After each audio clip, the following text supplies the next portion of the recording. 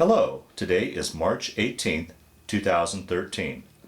We're meeting today with Mr. Ed Day at his home in Longmont, Colorado. My name is Brad Hoops. I'm the interviewer for the Northern Colorado Veterans History Project. Welcome, Ed, and thanks for sitting down today to tell your story. You're more than welcome. Let's start out, if we could. Tell us a bit about yourself, your date of birth, where you were born, and start your story there. I was born in Wheatland, Wyoming, April 13th, 1933, a long time ago. And any brothers and sisters? 3 brothers, 2 sisters. Okay, all right. And you said before we started the film that you joined the military early. I was 17 years old. My mother signed for me. Because you were too young to go. You had Yes. to be 18 to... And after basic training at Fort Ord, California, in June of 1950, I had 4 months of basic and advanced infantry training. I was assigned to Korea. Well, now, let me ask you real quick. When you decided to join the military, of all the branches, how did you decide to join the Army? It was just something, at that time there was a lot of World War II movies, and I liked to classify myself as very patriotic, and I wasn't smart enough to get in any of the other branches, so I selected the Army. Okay. And you went off to California. How was that? I assuming prior to that you probably hadn't traveled too far away from Wheatland. Now you're halfway across the country. What was that like, being away? It was an odd experience, the first time to ride a train, and I was afraid for my life all the way through basic training. It was they were getting people ready for Korea. Oh boy. And I think what I remember most of all is never having enough sleep. They drive you and brainwash you from daylight to dark. And it was very demanding, both physically and mentally. So that was a pretty big adjustment going from civilian life into military life for you? Yes, it was. Yeah, yeah. And I graduated from basic training, and 14 days later I was in Japan, and we had to zero our rifles in Japan and get our gear for combat. Now, did you fly over or take a ship over? Or? Ship. Well, now there begs the question. Here's this landlocked boy from Wheatland, Wyoming, going to sea. How was that for you? How was that trip? Did you get your sea legs? When they play Harbor Lights, I get seasick. And I was sick for 14 days. I lost a lot of weight. We arrived in Japan, and for me, the most traumatic thing was to go through Nagasaki and Hiroshima. The railroad run right past them. And this was in 1950, and still total devastation. Really? Wow. Nothing green, nothing much higher than 8 feet. Everything else was just leveled.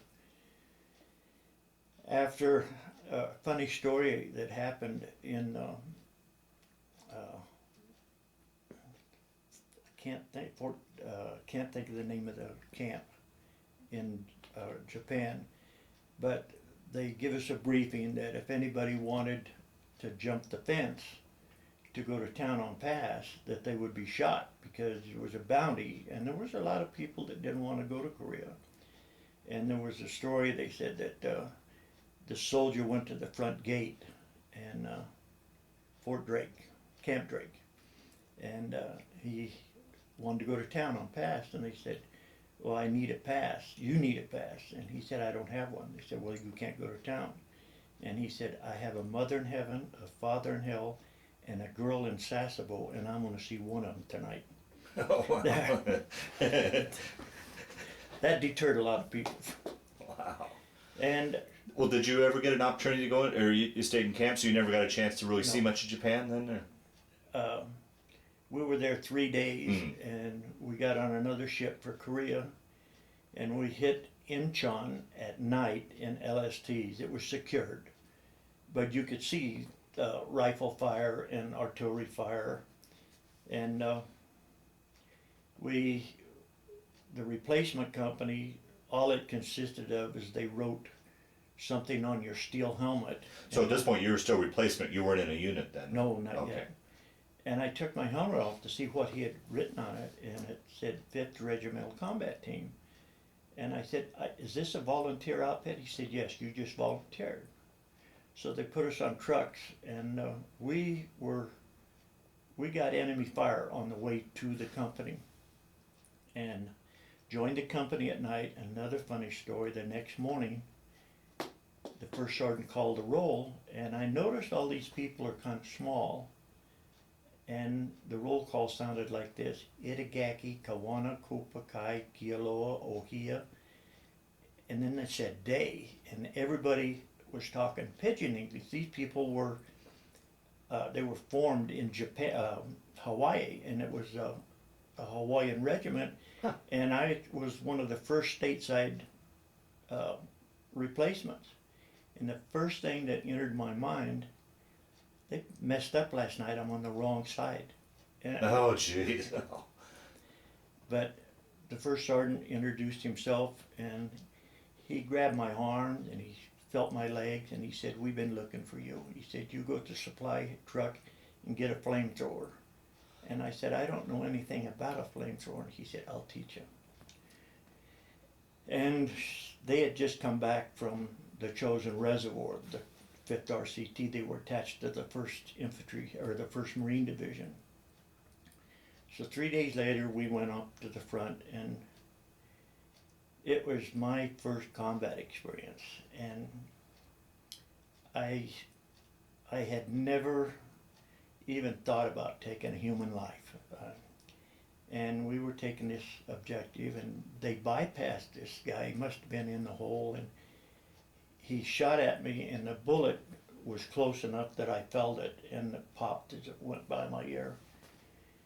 And he turned around and run, and it was nothing heroic. I shot him in the back, and this wasn't with the flamethrower at that time. But we fought all that day, and that night I had a bad case of combat fatigue, and it really bothered me. And they shipped me off to the hospital, and I was there a week. Just uncontrollable crying the first night, and I'm ashamed to admit that. But after a week, the doctor interviewed me, and he said, you're 17, we're going to send you home. And I said, no, I'm all right now. And so I went back to my unit. I pulled KP for maybe 2 weeks, and I asked to go back to my company, or my platoon, rifle platoon. And in February or March, I can't remember, we had a mission to evacuate this village way up in the mountains, and I'm kind of proud of this story. We were a BAR team, and as we were married up with interpreters, and we went into this high mountain village and told everybody that they were being evacuated. And there were a few old people that just didn't want to be evacuated. And we started down the mountain, and this young Korean couple had 3 children. And the man had one, and the mother had the other one, and there was one that was just walking, and it couldn't keep up. So I picked the baby up and I carried it, and my assistant BAR man, his name was Sataslo, and he was a mean man. And my arms were about to fall off, and he said, Ed, give me that kid. And I said, no, Sataslo, I know you. And he said, no, I'll be all right, give me the kid. And so he carried her a little way. We switched on and off. It was a couple miles downhill. And when we got to the headquarters, I handed the child to its mother, and they got down on their hands and knees and kissed Sataslo and my feet, for doing that. And Sataslo told me, he said, Ed, that's the first decent thing I can remember doing in my life. He was from Chicago. And he said, I'll probably get killed for doing something right. I said, I don't think so. And we were walking up this hill in another attack, and a bullet went past again, right just past my head, and it hit Sataslo right under the eye. and he was dead before he hit the ground. And I never forgot that. And on the 3rd of August 1951, 22 of us took off at the bottom of the hill and to take an objective. And when we got to the top, there was 2 left. And I had been wounded, and the other guy had been wounded. But both of us, I mean, we had taken the hill and we didn't want to lose it. And we were able to set the gun up on an exposed military crest of the hill. But before that, there was a machine gun shooting at us, and you could see it hitting the mud and the snow, or not snow, but mud, and it was kicking mud all over us. And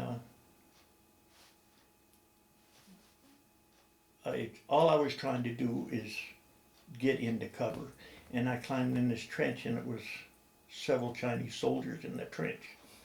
But when I got in the trench, they all run in this bunker, and I just threw a hand grenade in the bunker, and it blew up, and then we progressed over the top of the hill. And from the top of that hill, we caught them running down the other side, and we really, the other guy and I both got the Silver Star, and both of us got the Purple Heart for that action. And I was promoted to Sergeant First Class when I was 17. And normally it takes 10 years in the Army, and I'd done it in just a few months. Wow. And I was wounded several times, but I got 2 Purple Hearts. And I came back from the Korean War a lot older. And my first duty assignment in the United States was I was assigned to the 6th Army Body Escort Detachment. We escorted war dead all over the United States, and we were still receiving dead from World War II. While I was there, they got a shipment of nurses that had been killed in Corregidor. And I did that for 10 months. That had to be a tough assignment, I It imagine. was. Oh, boy. And they would only let you do it for a year. Well, one night I was in the latrine doing my laundry, and I said, "This is no way for a man to live." So I wrote my wife a letter and asked her if she wanted to get married. And she was 17 and I was 18. We had to run away. So I got overseas assignment to go to Germany. Well, let me back up. Actually, I want to back up, if you don't mind, ask a few questions about Korea before we move on with your story. Talk a little bit about what your living conditions were like, and I know that weather was notorious there. Well, it was 30 below zero, and you dug a hole every night. Sometimes you dug 2 or 3 holes in a night because the Chinese pushed you back. And I often joke about, they talk about marathons, and I run 14 miles from the Yalu River to Mason. That's got to be 300 miles. with equipment on your back, probably, huh? Yeah. One other time that was when I had the flamethrower. I was on a listening post, and there was 3 of us. I was in the center, and there was 2 other flamethrowers, one on either side. And when we got hit, we were supposed to interlock fire. We only had 9 seconds of fuel in that flamethrower. And when that happened, we were down in front of the main line about 50 yards. And I hadn't seen any movement or heard anything. And the guy on the right said, "I have movement to my front." And I'm really looking. And we have a sound power phone for if they wanted to get our attention, they'd whistle on that. And every time they'd whistle, somebody knew where I was at. That's what I thought anyway. So after we fired the flamethrowers, we were supposed to just throw them away, and they weighed 75 pounds. And there was two of us on the listening post. And finally, the guy on the right and the guy on the left had movement to the front. I still haven't got any, and I'm in the middle. So finally, I started hearing them, and then I seen them, and company commander whistled on the phone, and the assistant to me told him that we had movement to our front, and he said, wait, and I just knew they were going to be in the hole before he got, and when you pull the striker for it to ignite and then pull it a little bit farther, it releases a napalm, and you got 9 seconds of fuel. So I started at the left and interlocked with that flamethrower, and then went all the way over to the right and interlocked with him, and then we run back up the hill, and this was at Mason. And when we got to the top of the hill, I still had the flamethrower. Oh, jeez. I didn't even know it was there. Wow. But there's a lot of stories That must have been, because I've always heard, that the flamethrower guys were always the targets. I mean, you were a walking target. and there was, I forget how many 1,000 pounds pressure was on the pressure tank. And when the first sergeant explained it to me, he told me about that. And I said, well, what if a bullet hit that? He said, don't worry about that. But I did. Yeah, oh, sure, yeah. And we had a radio operator get shot in the radio. It didn't hurt him. But there was I could go on with other stories, but the weather over there, a couple of years ago I was hunting in the mountains, and there's a Longmont police officer was with me, and he said, Ed, how in the world did you stand at 30 below zero with little or nothing to keep you warm? Yeah, yeah. And there's ways of getting around that. When we dug a foxhole, we would dig it out a little bit at the bottom to where you could get in there and trap your body heat. And there was 2 men to a hole, and you were on 2 hours, off 2 hours, on 2 hours, off 2 hours. And I seen people when we were retreating to Mason that went to sleep walking. I mean, they'd come to a turn in the road and they'd just keep walking. And funny story, this guy by the name of Peterson showed me a picture of his sister, and I said, I'd sure like to write her a letter. And he said, I don't want no GIs writing to my sister. And so we kind of forgot about it. And we got in a firefight one day, and Pete said, do you still want to write to my sister? And I said, not right now. And later I wrote to her for 3 or 4 months, and he was taken prisoner of war, and I just quit writing to his sister. And a couple months, the Army notified her that he'd been captured. But I didn't want to be the one to break the news. Right.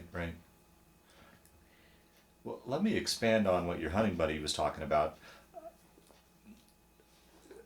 particularly for somebody that's never been in this situation. I mean, you were in these out in the elements, terrible elements, probably not obviously getting enough sleep, probably not eating properly, hygiene probably wasn't so good.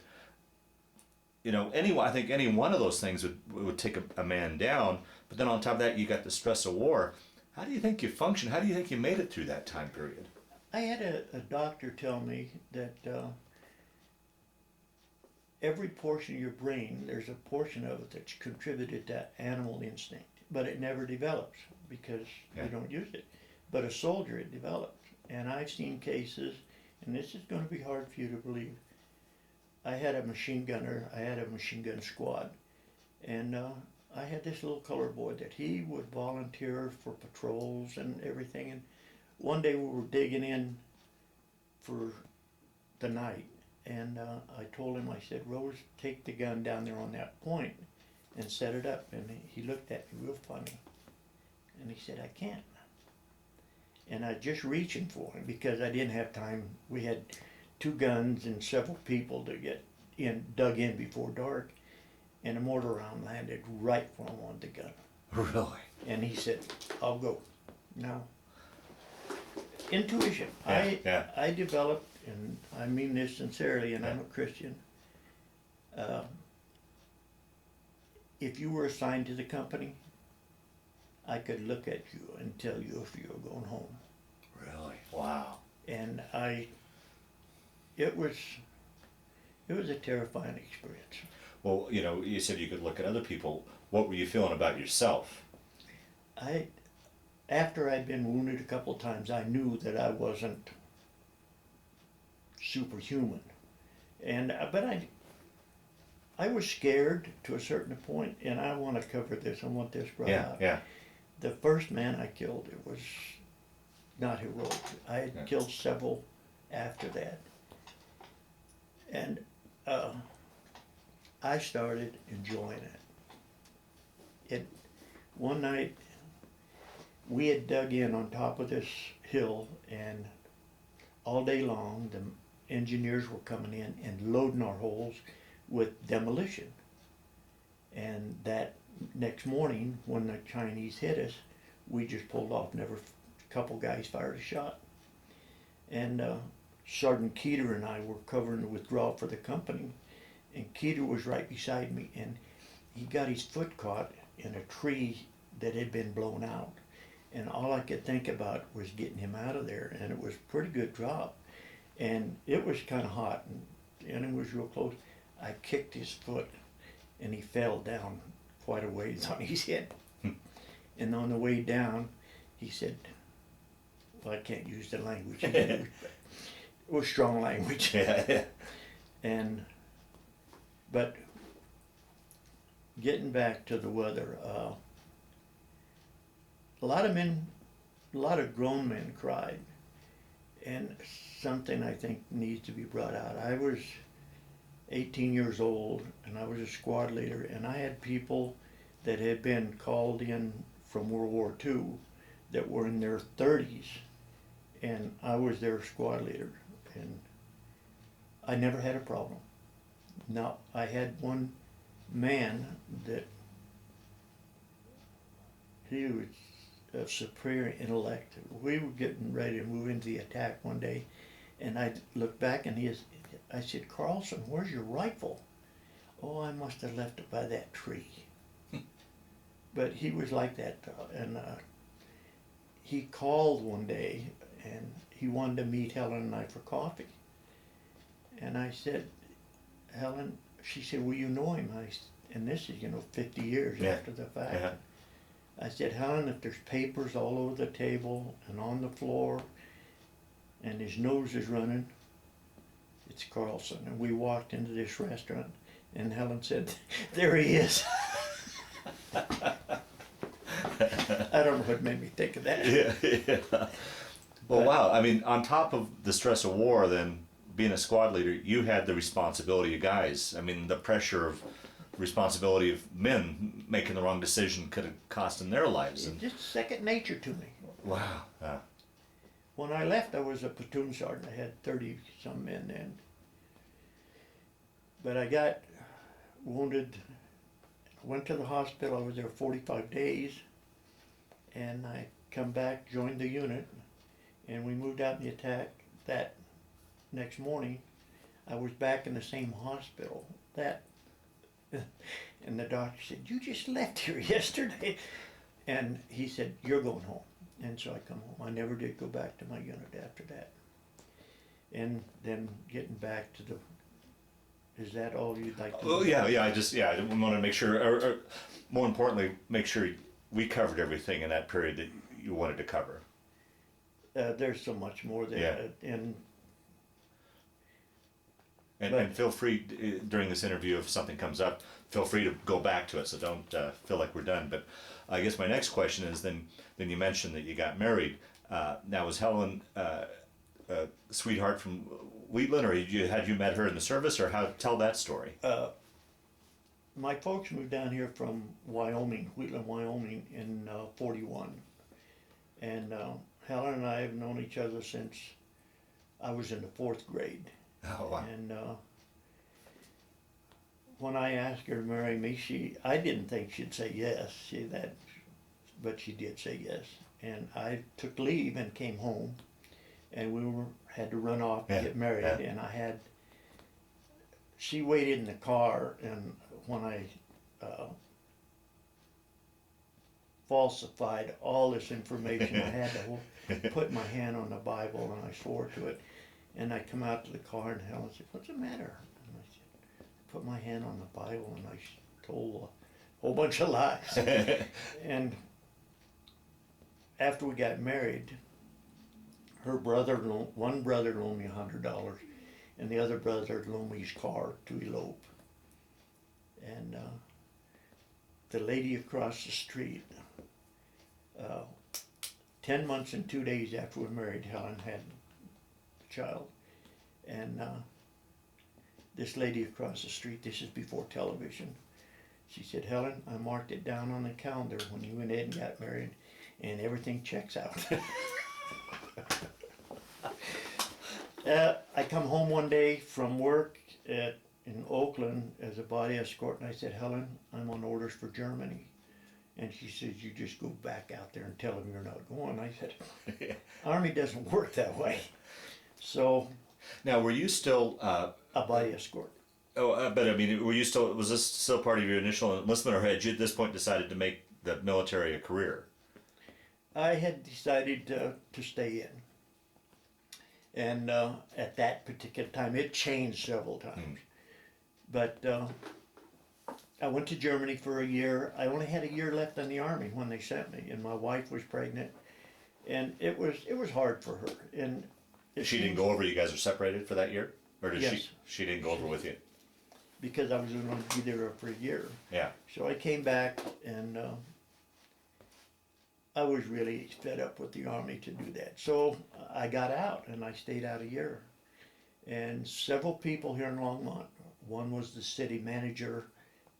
He wasn't then, he was just but I had had 3 years in the Army, and they talked me into going back in. The Korean War was still going on. So I thought I was going back in as a private. So we all volunteered, we were all in the same platoon, back at Fort Ord, California. And we're standing in formation one day, and they said, "Sergeant Day." And there's a lot of days, so and then the Edward R. Day, that's me.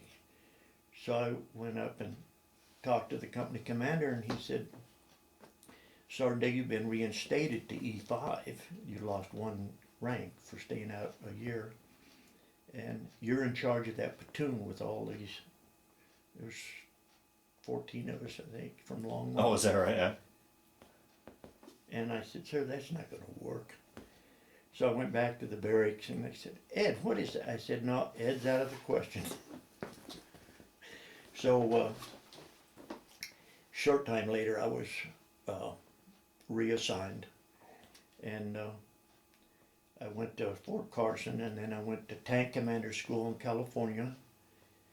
Then I joined the 11th Armored Cav, and we gyroed to Europe to Germany as a unit, and we were put on the Czech border patrol. And again, I was never there when Helen needed me, because we had our border commitment, we had tank gunnery, and we had I think we figured it up. We were together about 48 days a year for 3 years. She followed you over. She came over to She here. had quarters, and but with the training and everything, and I was promoted to E6 again for the second time. And the border patrol was, again, we'd had a radio jeep with the driver and myself, and then we had a machine gun jeep right behind us. And the patrol in the summertime was a beautiful job. No tops, no windshields, no heaters. But in the wintertime it was miserable, because we'd have chains on all 4 tires. And an 8-hour patrol might take 20 hours. And we patrolled from Rohnbach to Reagan, which is, the patrol route was 100 miles. And periodically you'd have a static OP where you would set up an observation post and watch into Czechoslovakia. And they had an electrified fence. It was the only country in the world that had a fence completely around it to keep people in. Yeah. And they had collective farming, and at night there was no lights on that side of the border. But I was a patrol leader for 3 years in Germany. That was a pretty dicey time in the thick of the Cold War. I mean, Everything was hot. I mean, Yeah. it could have went up any time. And after 2 years of pulling patrol and OPs, I worked in border operation, and I had a top secret crypto clearance, and we had 24 hours. We were supposed to delay any border crossing so 8th or 7th Army could deploy in the field. And after 24 hours, they just drew a red line through the whole regiment, because that would have been it. In the event of a border crossing, we had projects to where we have what they called a shaped charge. It was 5 or 10 pounds, and it was tetratol, so it was real powerful explosive. I could set it in the middle of the street out there, and it'd probably blow a crater 20 feet deep. And you tried to, and I don't know if you're aware of this or not, every bridge that's built in Germany has a demolition chamber in it. So much demolition at that point will drop the bridge. So they're really military minded. But that's about it for the second tour in Germany, and I came back to the United States, and I was it doesn't sound like during that tour that you and the family were able to get away and see much of Europe at all. I never had to leave in 3 years. Wow. We took a 3-day pass and went to Garmisch, and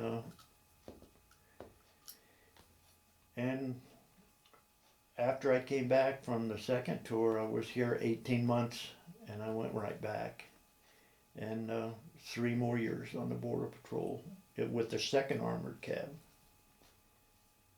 And it's a good time to bring this up. The 2nd Armored Cab has a reunion every year in Branson, Missouri.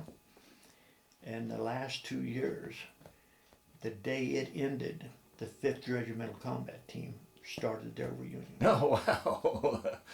But those guys sure got old. Yeah, did they? Well, see, they were 30 Ah. when I was 17. Oh, and, right. Okay. Most of them went off, you know. It was Yeah. kind of comical. Helen and I went to a 5th RCT reunion, and it was at a big convention center, and it told us where the hospitality room was, so I went to check in, and I opened the door, and I just looked in there and shut the door, and Helen said, "What's the matter?" And I said, "A bunch of senior citizens." Helen said, "Well, it was the right place." But the 3rd tour I came back, and I was stationed at Fort Hood 18 months, and I was called to go to Vietnam. And what time period are we talking here? What roughly? This was 66. 66. Okay. And a short time later, my kid brother, who was regular Army, volunteered for Vietnam. And for a week, when you first get to Vietnam, they put you in a camp where you get acclimated, and they bring you up to date on all. And I was a first sergeant at this time. And what the first sergeant of that camp and I served together in the 11th AC, and his name was Sergeant Alls, and I said, "Sergeant Alls, my kid brother's coming through here in a couple weeks. I want you to have him burn human waste." And he said, "Your brother?" And I said, "Yeah." So I joined my unit and first air cav, and my brother come by a couple weeks later, and he was standing in formation, and the first sergeant said, "Specialist day, fall out. So, and report to me." So he went up and reported to him, and he took him up on this hill, and human waste they have a 55-gallon drum cut in half, and Okay. that's underneath and they pour diesel fuel in there, and then somebody stands there and stirs it, till it's all gone. So Steve was up there burning this waste, and the first sergeant came up to check on him, and he said, "How's it going?" He said, "First sergeant, what'd I do?" Because he just got there. Yeah, right, yeah. He said, "You didn't do anything." He said, "Your brother come through here 2 weeks ago, and he told me to do this." And he said, "For the rest of the time you're here, there'll be no guard, no KP. You have to make any formations." So the last time I seen Steve alive was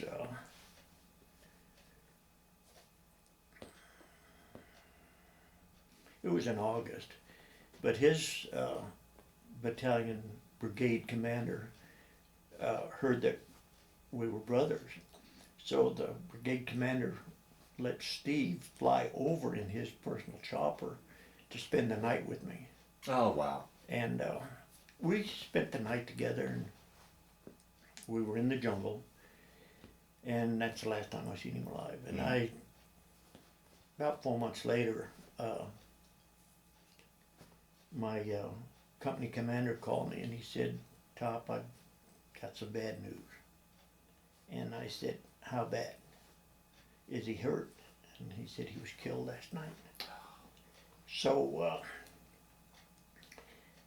the connections for me back to the United States were just like clockwork. Bearing in mind that I haven't showered or changed clothes for 45 days. And I went to his unit and got all the details, talked to his sergeant major, and took me to the airstrip, and I flew to Saigon. Just as my plane landed, I walked across the runway and got on this World Airways for San Francisco, and I called my wife from San Francisco and told her that I was in San Francisco, and it was kind of comical. I hadn't had any sleep to speak of, and there's a very distinguished gentleman on the window seat, wing seat, and this other one, and they were sitting like this, And I told them, I said, "There's no place I can go in this airplane." They said, "Don't worry about it." So when I left Saigon, it was over 100 degrees. And I got to Stapleton, it was 28 degrees. And my brother-in-law and my wife and her sister picked me up, and they drove from Denver to Longmont with all the windows down in that car. And I got home, and my wife said, "I guess you probably want to take a shower." And she washed my clothes 2 or 3 times. The jungle fatigue, they wouldn't come clean. And my 5-year-old daughter was standing in the picture window, and she seen me get out of the car, and then she disappeared. So we went in the house, and she was under the bed. She was more or less in shock, and I said, "Are you going to give me a kiss?" She said, "If you come under here." Wow. But anyway, my mother was in this milk barn in Hygiene, and this Army staff car pulled in the barnyard at 8:30, and the major that notified my mother said, he walked in the barn, and he said, "Your mother looked up," and she said, "Which one?" Oh, jeez. Must have been traumatic for her. And they have this spew that they give, and I was home for 30 days, and I got a call from Washington, D.C., and they said, "What arrangements have you made for reassignment?" I said, "None. I've got my tickets, my flight's scheduled for a week away." He said, "That's all been changed." He said, "You've been reassigned to the University of Colorado." So I was at the University of Colorado in ROTC for 18 months. I was an instructor of a freshman class. I instructed in evolution of firearms and military intelligence, and uh, 18 months later, I went back to Korea or Vietnam again, and I was there for a full tour that time. How long were you there for your first tour before? 4 months. Just 4 months, okay. Yeah, he was killed on the first day of December 1966, and it was about 3 months after his funeral. My mother was notified that he had been awarded the Distinguished Service Cross, which is next to the Congressional Medal of Honor. And they have a, I don't know, oh, that's it, that they named a park, Stephen A. Park here in Longmont, big 15-acre park, it's beautiful in his honor. Wow. And that plaque that you see up on the wall there is underneath the flagpole at the park. And after I came back, the colonel at the professor of military science at the university wrote me a letter and said he wanted me to come back to the university. After your second tour? After my second tour, and I told him with the understanding that I was going to retire because I was burnt out. Oh, and man. So I came back, and I was here about a year, and I submitted my paperwork for retirement. And it was about 3 weeks away, and I hadn't heard anything from Fifth Army, so I seen the colonel and I said, I haven't heard anything about my retirement. It's 3 weeks away. And he said, I've been meaning to talk to you about that. He pulled it out. He hadn't even said it forward. And he said, Sarday, I guarantee you, Sergeant Major in 90 days. And I said, can you guarantee me another trip to Vietnam? And he said, yeah. And I said, well, sir, my wife's going to get that. But that's the extent of my career. Do you want to talk at all about your two tours to Vietnam, or Pardon? do you want to talk at all about your two tours in Vietnam? The second tour, this is nothing to brag about, but I was having trouble getting clothes and boots and socks for the people in the field. And I noticed that the chaplain's Jeep and trailer could go any place. No questions asked. And I asked the chaplain, we were good friends, I said, I'd like to borrow your Jeep and trailer. And he said, sure. So I went to quartermaster yard, and they had these big contents containers full of pants and shirts and socks, and I loaded it up 2 or 3 times and took it back to my unit, and I made arrangements for a Chinook to take it to the company. And a little ways out of the LZ, I told the old man that I needed some help to unload a chopper. So he sent 3 guys, and then the Chinook landed, which is a big, and started throwing this out, and he seen that they needed help, so he sent some more people over, because they didn't like to stay on the ground very long. And he wanted to see me, so he said, Sergeant Day, how did you get all this stuff? And then he said, no, I don't want to know. One other thing, that the difference in Korea and Vietnam, we had a policy that the choppers would drop you at an LZ, and you formed a skirmish line if it was open, rice paddy type, and if there was any tunnel complex in your immediate front, you were responsible to clear it. And I was 35, 36 then. And I run across this tunnel, and I could visualize snakes and rats and all that. And I thought, God. So I took my rucksack off and got my flashlight. And I got right to the hole. And I was terrified. I was shaking. And this kid come up and he said, "Top, you won't fit in that hole. I got it." And he, not a second thought. I was terrified. Ah. And I haven't told too many people about that. In Korea, I wouldn't have hesitated, but at 17, 18 years Yeah, old, yeah. that's who wins the war. And I had the Sergeant Major, the second tour.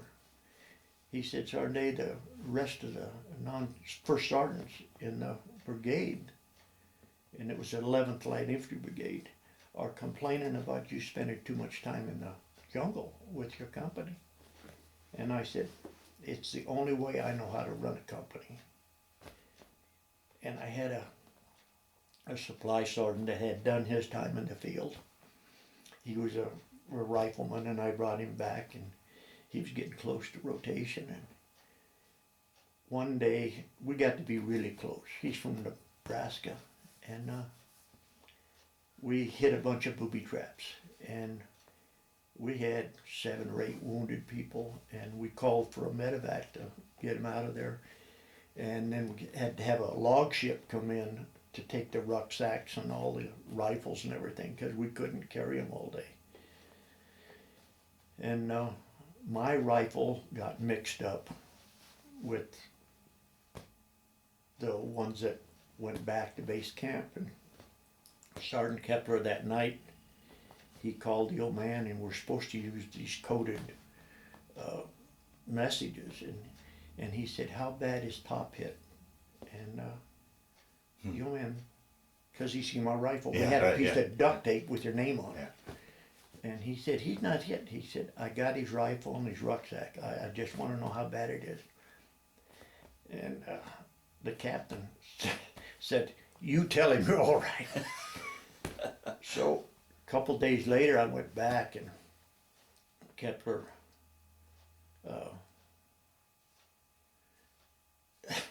he was in E6, and he said, "Damn it, you chew everybody's butt about not taking care of their rifles and their gear, and here's yours." He was just worried. Yeah, yeah. We had a Mexican. He could speak very little English. I don't know if he's legal or not, but he was in the Army. His name was Argidano. The closest thing to being an animal I ever seen in my life. He'd walk point and swing a machete all day long. Didn't bother. If there was a tripwire or a vine to a booby trap, he'd spot it. And when he stopped, everybody stopped. And just the endurance, 120 degrees carrying an 80-pound rucksack. This is comical. I had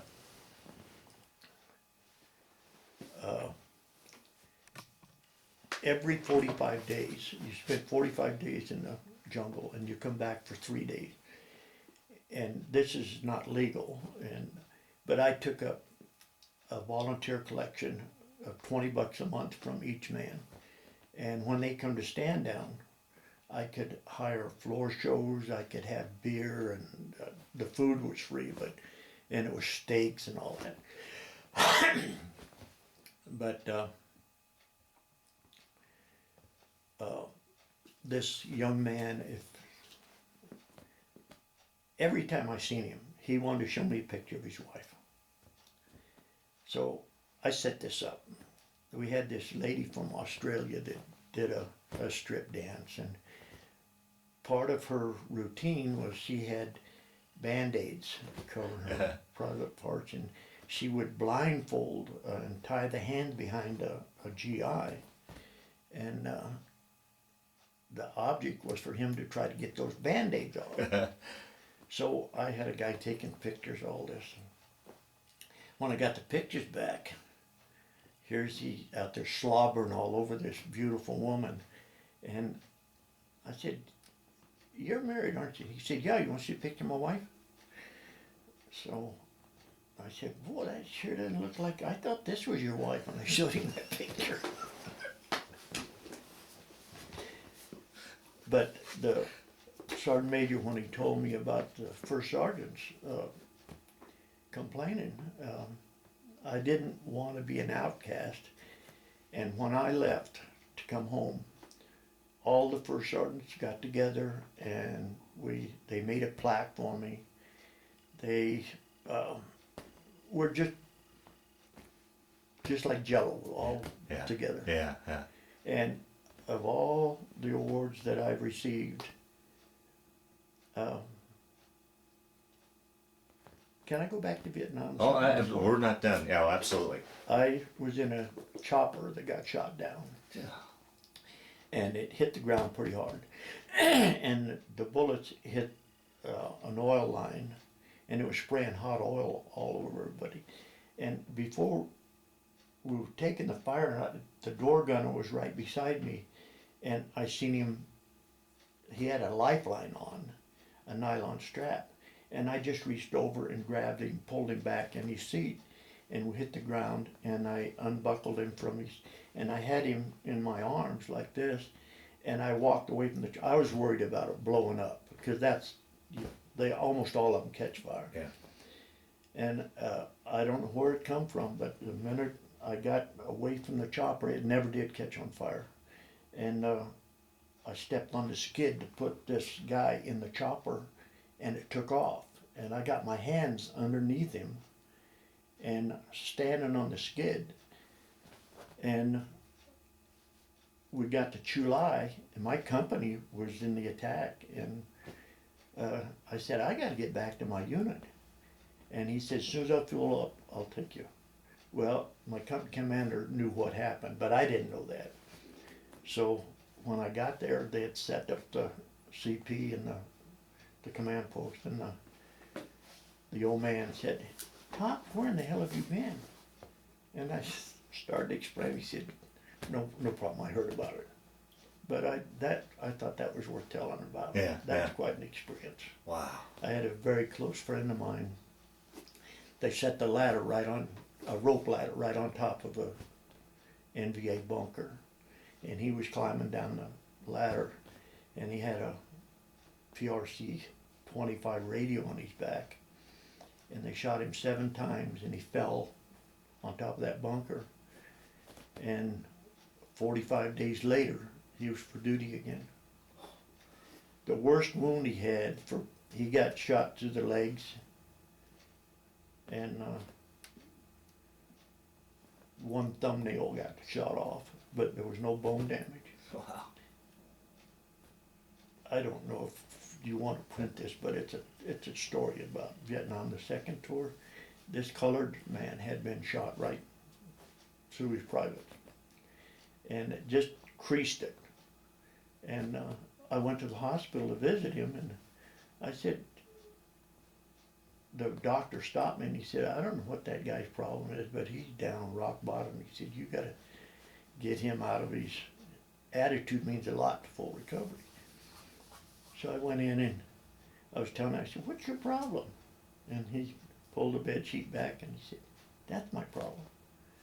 And I said, well, the doctor said it's functioning, and I don't see what your problem is. I said, there's people put money in a machine to get something that you got it built in. And he said, yeah. So a couple weeks later, I went back to pay him, and the doctor stopped me and he said, what in the hell did you tell her? And I told him it was a trade secret.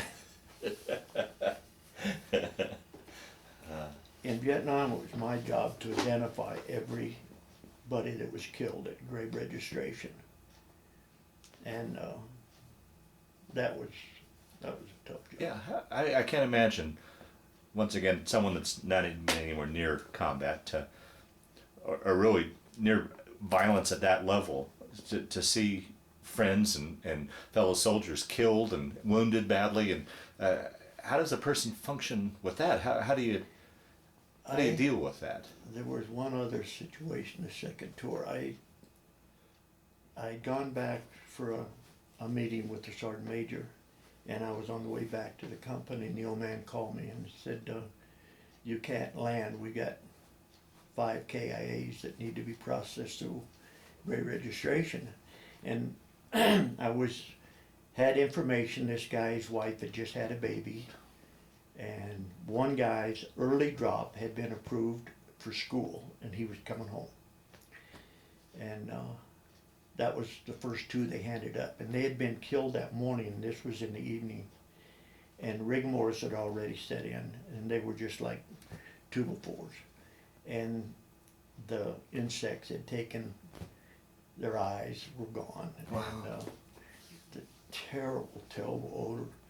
And they handed 5 of them up to me, and I rode back to base camp, and we landed at grave registration, and I processed all of them through grave registration, and after that I started having, they're not nightmares because I was still awake, but I could see these guys, and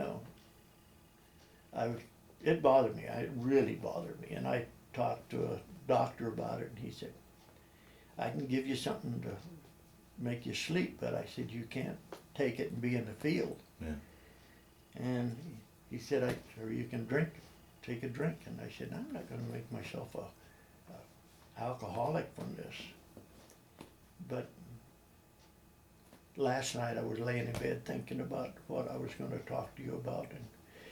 And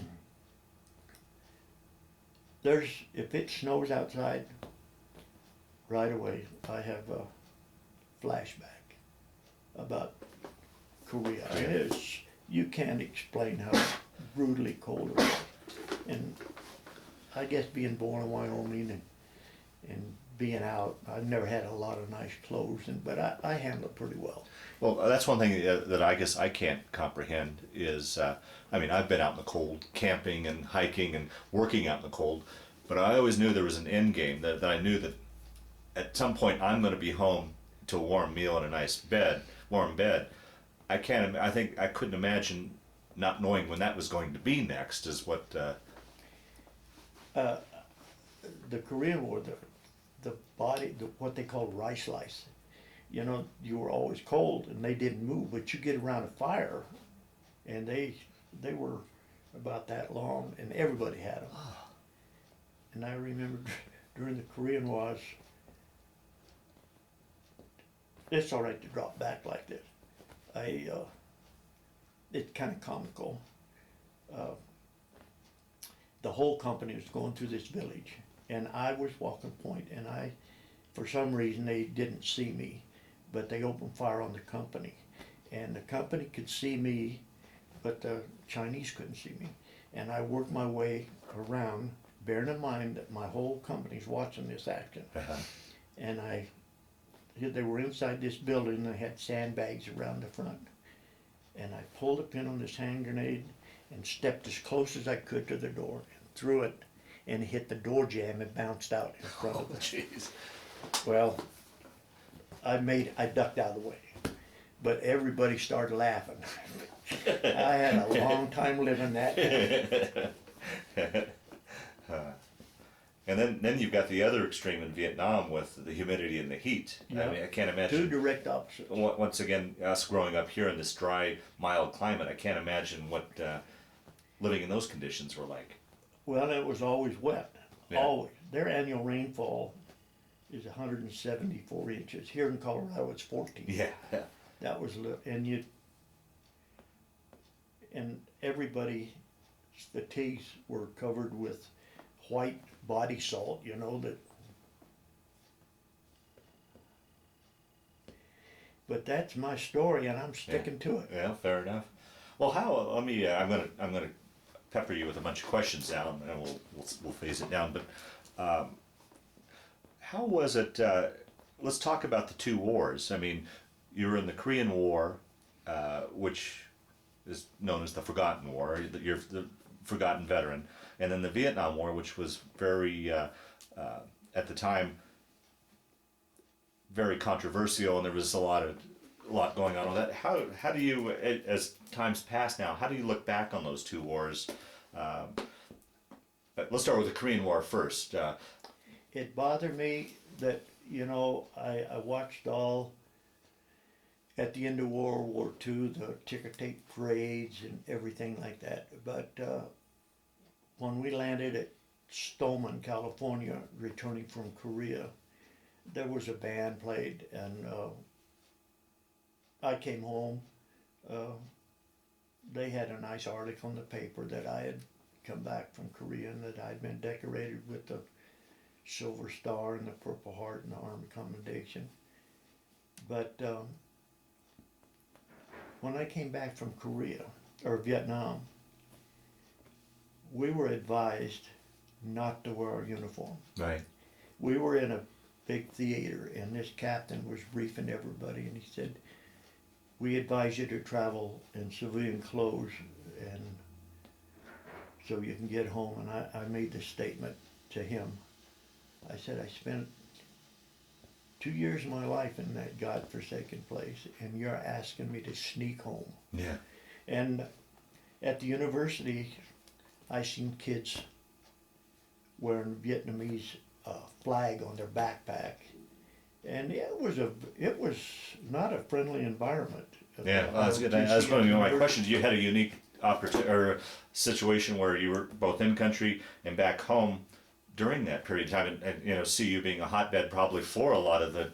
I bumped into an instructor in the hallway. We shared the same classroom. She had finished her class, and the hallways, and college students aren't very polite. Yeah.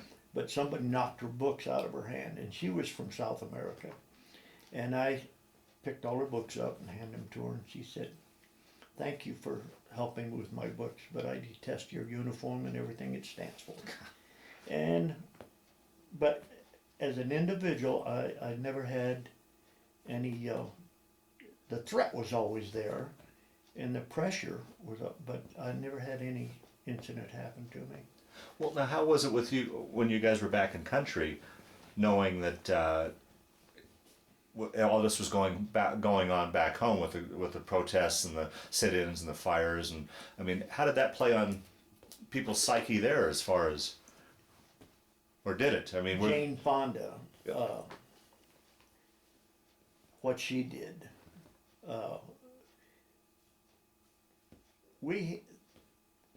all the war protests were going on here in the United States. We didn't protest war in Vietnam. I had situations where people would refuse to go to the field. Yeah. So because all of a sudden they were a conscientious objector, so I sent them to medic school. They come back to the company. This happened 2 different occasions, and they had their medic armband and their bag as a platoon medic, and they were getting ready to hit the chopper and go out. And they said, "Well, where's my weapon?" I said, "You don't carry a weapon. You're a conscientious objector." I had, between the 2 tours, I had 11 court-martials for one thing or another. That I didn't have a drug problem in my company because I stayed on top of it. And there's so many companies that did have a drug problem, but I tried through leadership to tell them that you got to depend on one another, Yeah. and you can't depend on anybody on drugs.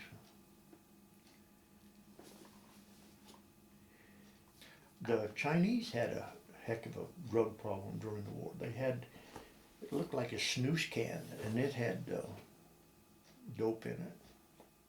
But some of the things they did, you'd have to be doped up to do it. Right.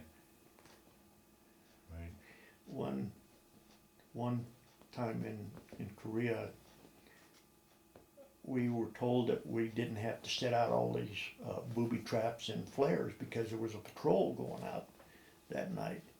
And so I didn't. I was on the outpost, and I got word from the CP that we had people that had been killed in the foxhole, and they wanted me to go down there and set them flares up.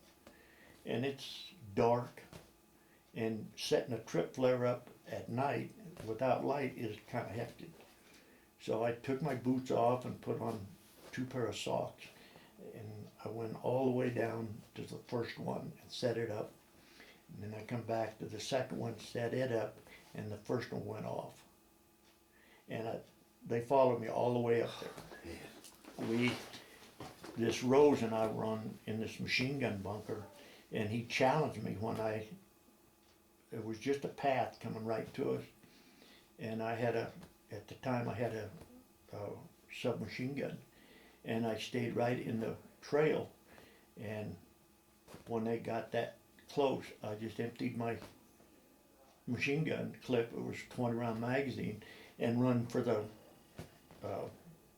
bunker. And that night we went through 6 cases of 30 caliber ammunition from just one gun.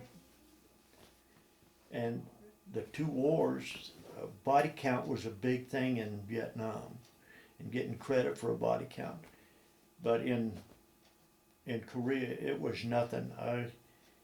In Mason, we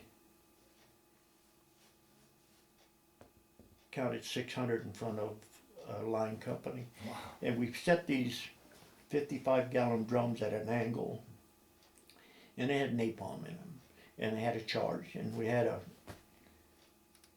detonator in the bunkers. And when the people were in that area, we'd set them off. And it terrifying. I dropped back to when I had the flamethrower. You know, when you shoot that napalm, it sticks to them, and to see all those people on fire screaming and hollering, and then the smell, it just almost makes you sick. Wow. Well, as you look back on both wars now that you've had time to, you know, you're both in the thick of it, and now 25, 40, 50 years later, you've got, as history's kind of gone back on it, what are your thoughts on both wars as far as our involvement, and just general thoughts on each of the wars from your perspective years later now? I think my brother said it better than I could. He was 22 years old when he got killed, and I told him, I said, Steve, we're putting Mom through hell right now. I said, both of us being over here. I can get you out of country. And he said, no. He said, this is the first time in my life I felt I'm doing something worthwhile. Wow. And now that's a private Yeah. in a rifle or a Yeah. specialist in a rifle company. And during the Korean War, we've got the Army Times periodically, and there was a statement put out that we were not there to take any outstanding land feature or objective. We were there to inflict casualties on the communist nation of North and South Korea. I want you to put this in there too. I told you I got to the point where I was enjoying my job too much. Yeah. I didn't tell you, I didn't finish the story about when they put all the demolition in our foxholes, and then we withdrew that next. They just fired a couple shots and we were gone. And Keeter and I was covering the company withdrawal. But when we pulled back, they clipped commo wire together with 2 alligator clips. And then you take a stick and there's 2 wires. So there's 2 clips here and 2 here. And when he hit the plunger, it didn't go off. And all of it was for naught because there was 1 plunger and these wires were all the way to it. Yeah. So I asked this lieutenant, I said, I'll go check to see where that short is, if I can push that plunger. That's how sick I was. Wow. And I went down, I had to hold a line in my hand and go all the way down there. And when I found it, they just shorted out together. So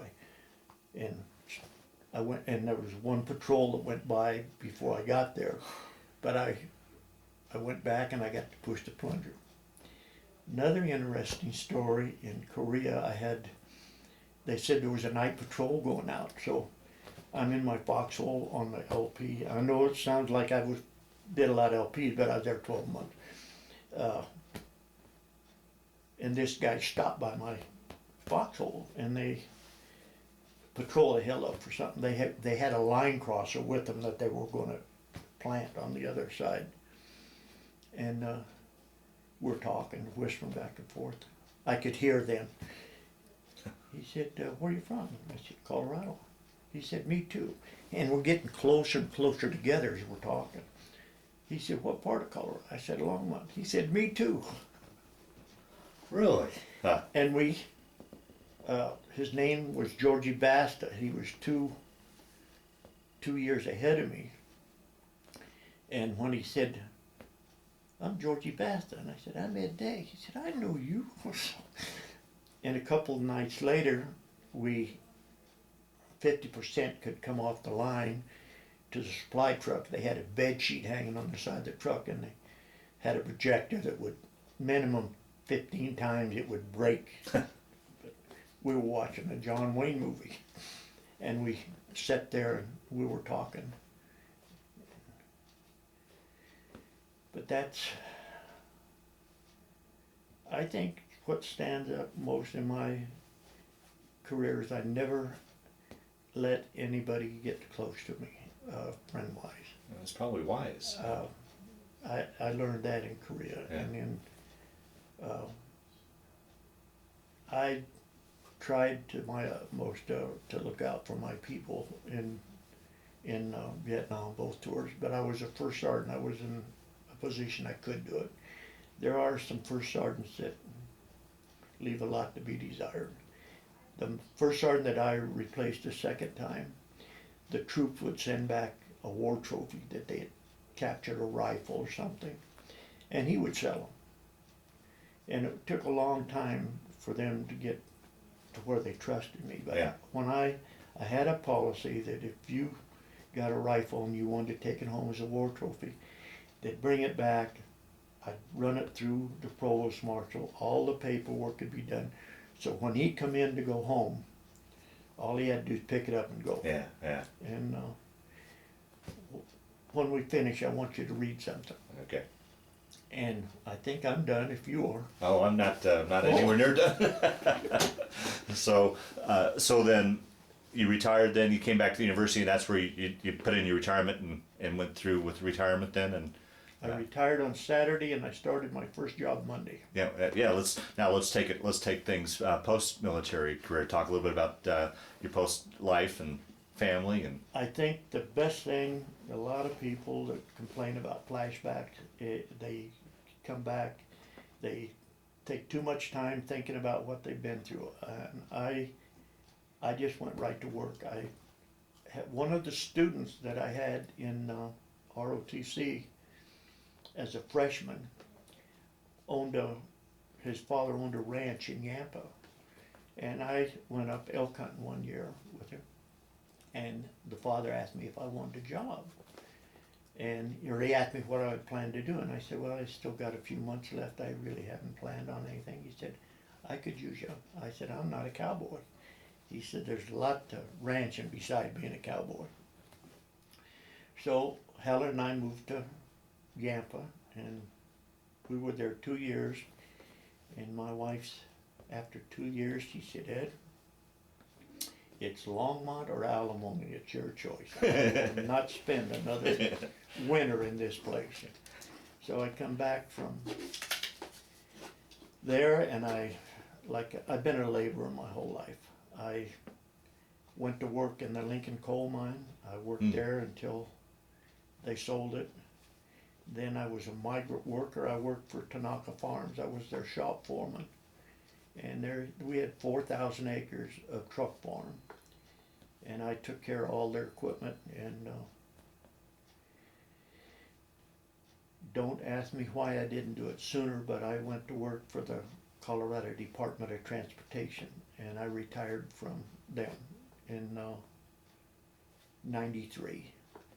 And then I went to work for KCI Construction as a demolition man. When I say demolition, it was with a sledgehammer normally, no pyrotechnics. Right. And I've been a member of the VFW for 65 years. I'm a member of the DAV. I'm the junior vice commander. I've been a post commander at the VFW, and the year that I was post commander, and I'm bragging about this, I made all-state commander, captain of the all-state commander team, and I'm a member of the Military Order of Purple Heart, and I have an office of Sergeant of Arms there, and American Legion. And I was a member of the Color Guard for the VFW for 10, 12 years. And I volunteered to burn all the flags that the local community turned in. And I went to Denver once a month for 11 years to serve coffee the third Monday of every month. And all I do now is attend meetings, and we're very active in fundraisers, the Purple Heart is. And I try to help veterans as much as I can. Just in the blood, I guess. Yeah, sure, yeah. Now, you said through the years you've gone to reunions, and you keep in touch with the guys you served with over the... But again, there's nobody I'm really, really close to. Yeah, right. The closest man I've ever been to is my hunting partner. He's just a fine, well, he's not young anymore. When he first started hunting with me, he was 25, and I have to tell you this story.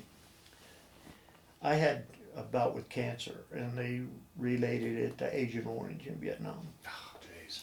So I had I had both knees replaced, and I just had the hip replaced. But Pat is, I had both knees replaced. Then a little bit later, Pat had one knee replaced. And then I had prostate cancer, and then Pat had prostate cancer. And the day I went out to visit him, I visited him for quite a while, and I went out to get in the car, and he said, "Ed, just a minute." And he come out, and he's big, muscle-bound kid, and he said, "You had a knee replaced, then I had a knee replaced.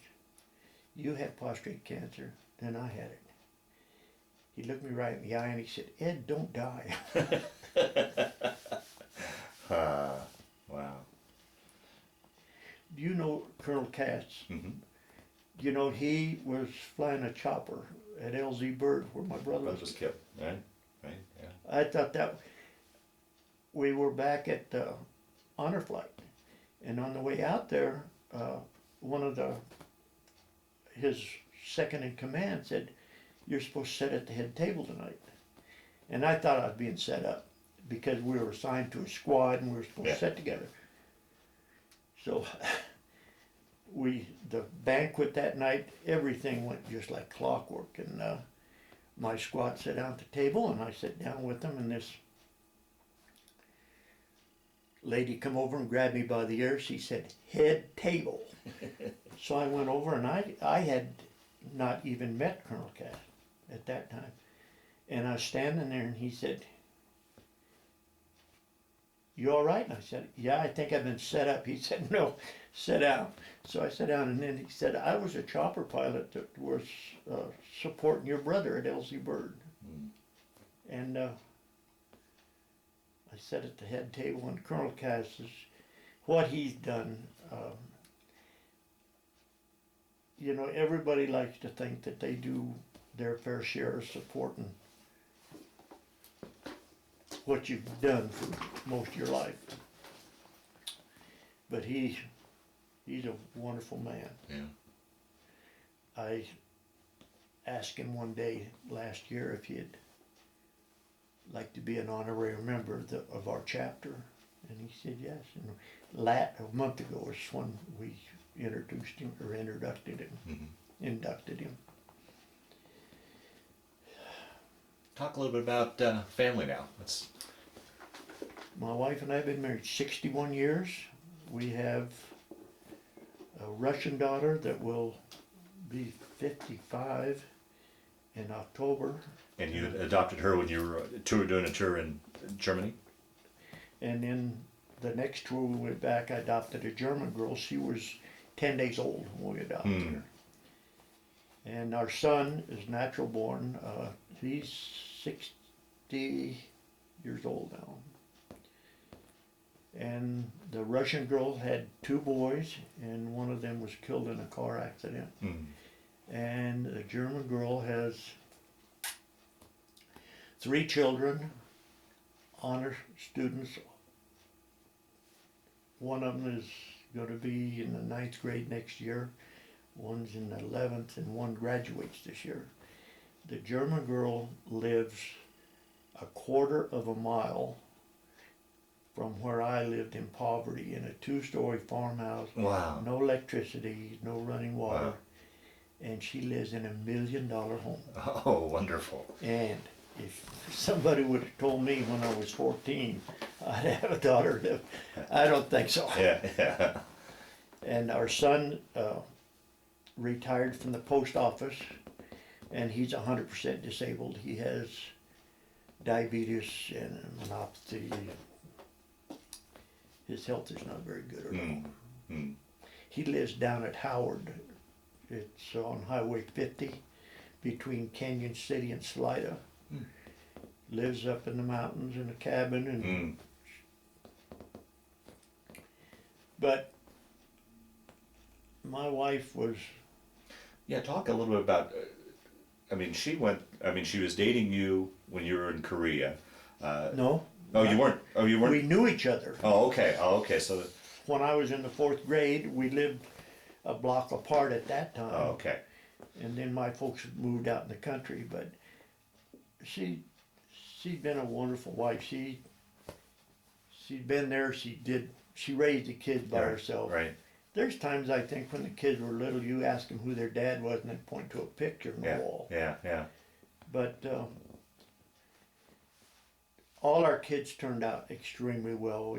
They're very prosperous now. Yeah.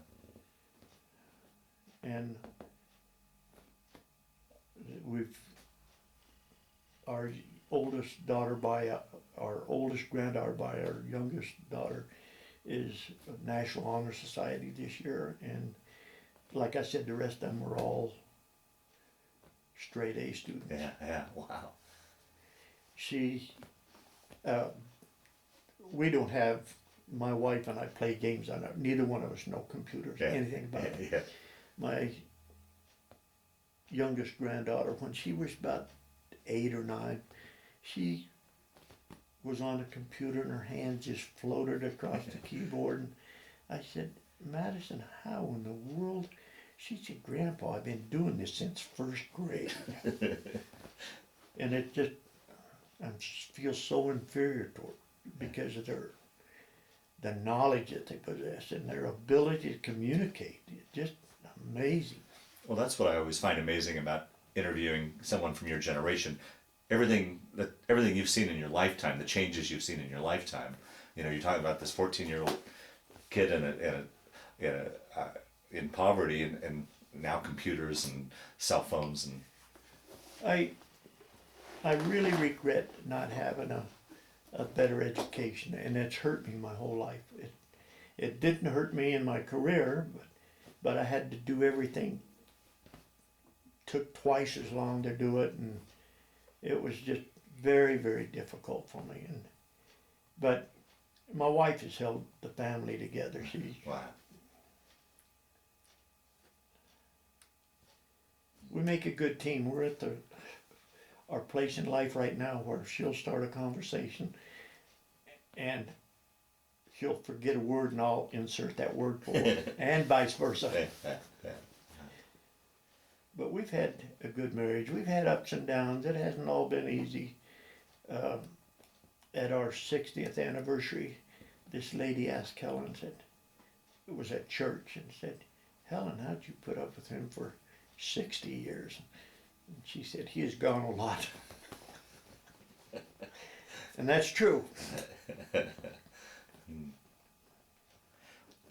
Well, between your 2 wounds that you you took and the Agent Orange and stuff. How are you doing physically? I'm Any really- lingering effects from your time in both wars? I have, they use the term flashback, but it's a Yeah. recall of memory. It can be pleasant or it can be, I have bad times, but I had see a psychiatrist, this has been years ago, and he said, the reason that you handle it so well is you were brought up during the Depression when times were hard. And he said, these new people, we're paying people 100% disability for post-traumatic stress disorder, and they have one tour. Yeah. And, but I got to be tough real young. Yeah, right. And I don't regret any. I wouldn't want to do it again, Yeah, but yeah. I'm glad I'll be 80 next month. Wow. And I work out before the hip. I work out 3 times a week at our weight room here at the villa, and I walk every day. And but I give up manual labor. I just can't. Yeah, fair enough. I don't know how old you have to get before people quit asking you to help them move. Yeah. But my wife and I belong to Summit Church here, and my wife's been a member of that church for probably 60 years. And I'm on the church council, and I'm an upright, standing citizen. Try to be. Yeah. Been a good life. Oh, excellent. Well, Ed, we'll start to wind down this interview. I know we probably only got the tip of the iceberg on your story, but is there anything else you wanted to talk about, or anything other thing that's floated up that you wanted to talk about, so that ideally we've rounded out your story as best we can, or do you think up to this point we've pretty much got it all? Oh, I could go on but it's. I've just told you the good things. I've done a lot of bad Yeah, things. fair enough. And Yeah. I'm not going to share those Yeah, with you. fair enough. Yeah. No, I think I've got it Yeah. pretty well summed up. Well, the last question I like to ask in these interviews, and I think it's been very apparent the way you've told your story, but how do you think your military experience affected your life, changed your life, played a role in your life? How would you? Could you wrap that up in a thought? Because of my lack of education, is primarily the reason and being patriotic, I stayed in the military. And I made the right decision because I get a sizable income from my pension, and I have combat related special compensation, and I'm extremely happy where I'm at in this point in time. I want for nothing. Yeah. I'm not making this easy for you, am I? Yeah. No, that's very good. We'll end at that. I want to thank you for sitting down to tell your story today, but more importantly, I want to thank you for your service to our country. You're welcome.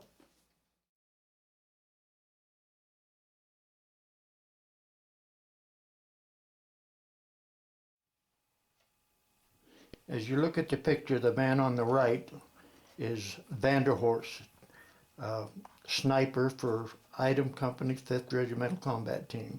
On the left is myself, age 18, Look at that mop of hair. with a mop of hair. Now, as we pan out to this page, you said he had contacted you and sent you all these pictures? Yes. Yeah. And the picture to the right is Vanderhorst wearing a Chinese quilted uniform. This one right here? Yes. Mm-hmm. And the bottom, or the center picture, is a picture of Cox, who was killed in Korea in 1951. And the picture right below it is Vanderhorst and Cox. And the picture to the right is Jones Jones was shot through both hands as he was looking through a pair of binoculars. Wow. And in the hospital, he got a lot of flack because they said, "Were you praying?" And he said, "No, I was praying, but I was looking through binoculars at the same time." And that covers that one. That's myself holding the barrel of a 50 caliber machine gun in Korea in 1951. That's myself, Ed Day, as a corporal on R&R in Japan in 1951. That's myself at Oakland Army Base. I was a body escort, and I was 18 when that picture was taken. This is Helen and Ed Day's wedding picture, 1952, in Oakland, California.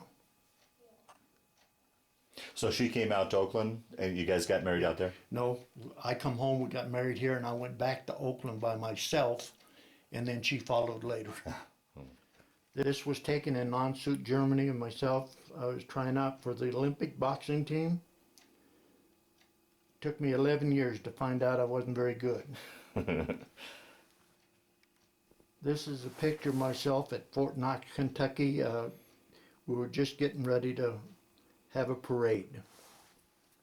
This is a picture of me after graduation from 7th Army Non-Commissioned Officer Academy.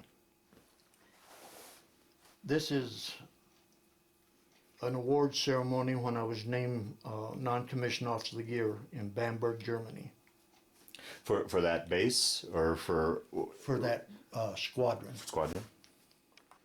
This picture is a picture of border operation at Reagan Border Camp on the Czech border. The man on the left is John Mustachio, and myself on the right. This is a picture of my tank. I'm the man on the left and the gunner on the right. Okie Dale Leg is his name. And that's a M48 main battle tank at that time. Now, did you ever run into any hassles with either the Czechs or the Russians when you were doing border patrol? We had one man that got within the 50 meters and was taken prisoner, but he was repatriated in just a couple of days. Oh, is that right? Huh. And one occasion I had, we were on patrol and we heard machine gun fire in Czechoslovakia, and we were real close to a guard tower, and I had a gunner behind the machine gun that asked me, "Sarge, you want if I should give him a burst?" That would have been an international incident. This is a picture of myself at Duck Pho, Vietnam, in front of 11th Light Infantry Brigade headquarters. That's another picture of myself and a friend taken just outside of 11th Light Infantry Brigade headquarters in Vietnam. This is a good friend, old friend, and his wife, Terry Carroll, and the man on the right is myself, and to my right is my wife, Helen. This is a picture of my good friend Jerry Porsche on the left, and Bob Oberhausen in the middle, and myself on Veterans Day. This is a picture of the Wall of Heroes at Northridge Elementary School in Longmont, and myself and Sally, a good friend. Ed, tell us a little bit about your medal case here. Well, it's homemade, and the medals that you see starting at the top center, that's a combat infantry badge. It's really 3 awards in one. Without the wreath and the star, Right. It's an expert infantryman badge. With the wreath, it makes it a combat infantry badge, and with the star, it means you were in 2 theaters of operation during war. Wow. And the one underneath it is the silver star, and then the bronze star with oak leaf cluster, and the purple heart with oak leaf cluster, and the air medal. You're required to make 50 combat assaults for 1 medal, and I have the V device for valor and 1 cluster on the air medal, and the next 2 are the Army Commendation with 4 awards, and this is a good conduct. It's given 3 years unless you're in combat, and then 6 months you get another award. And this one here is the German occupation. Next to it, to the right, is the national defense. And the one here is the Korean campaign with 4 battle stars. And next one is the Expeditionary Forces. And this is Vietnamese service with 3 battle stars, and Korean Defense Service Medal, and United Nations, and the Korean Presidential Unit Citation. And this is the Vietnamese Cross of Gallantry with Palm, Cold War, and Vietnam service. Wow. And with all of those, you can buy a cup of coffee almost any place for $1.50. This is a picture of my beautiful wife and myself at the University of Colorado just prior to the military ball. Now, was this first or second time you were there? First time. First time. This is a family picture of my wife, my oldest son Ed, and oldest daughter Kim, and the baby is Kelly. And I think you said, we were just talking here, you forgot to mention, and you've also got, in addition to grandchildren, 2 great-grandchildren, correct? Yes, 2 girls. Very good.